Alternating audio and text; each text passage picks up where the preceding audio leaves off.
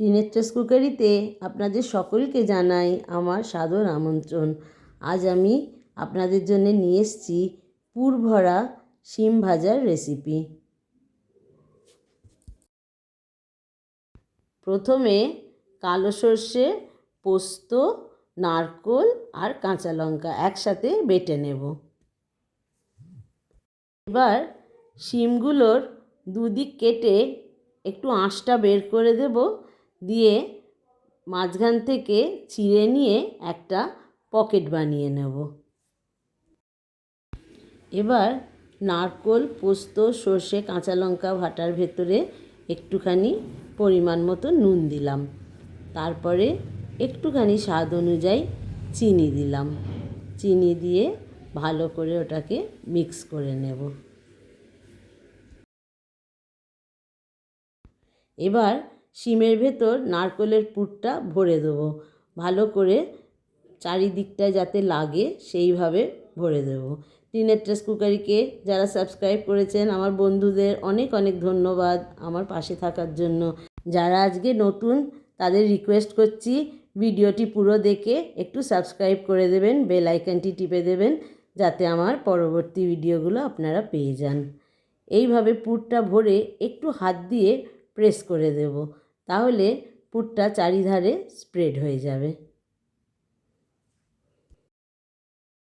এইভাবে সবগুলো ভরে নিয়ে ফিরে আসছি।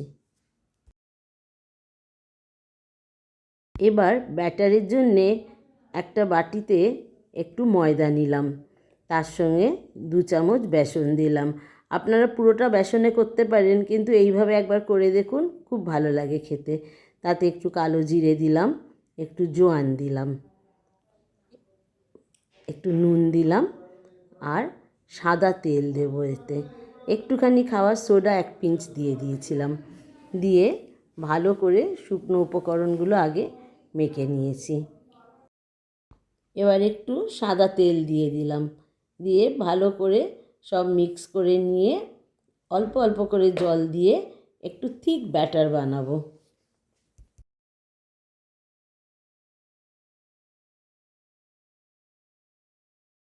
ব্যাটারটা এই রকম থিক হবে, দেখুন পোরিং কনসিস্টেন্সি একটা।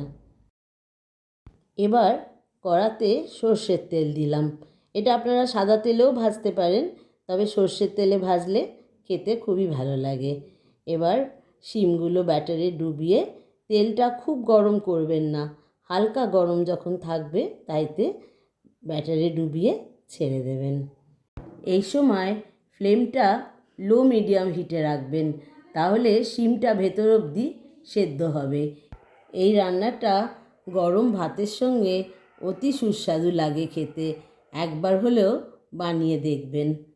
আমার রেসিপিটি কমপ্লিট হয়ে গেছে, আপনাদের কেমন লাগলো একটু কমেন্ট সেকশানে লিখে জানাবেন। দয়া করে একটা লাইক দিয়ে দেবেন, একটু শেয়ার করবেন। এতক্ষণ আমার সঙ্গে থাকার জন্য অনেক অনেক ধন্যবাদ।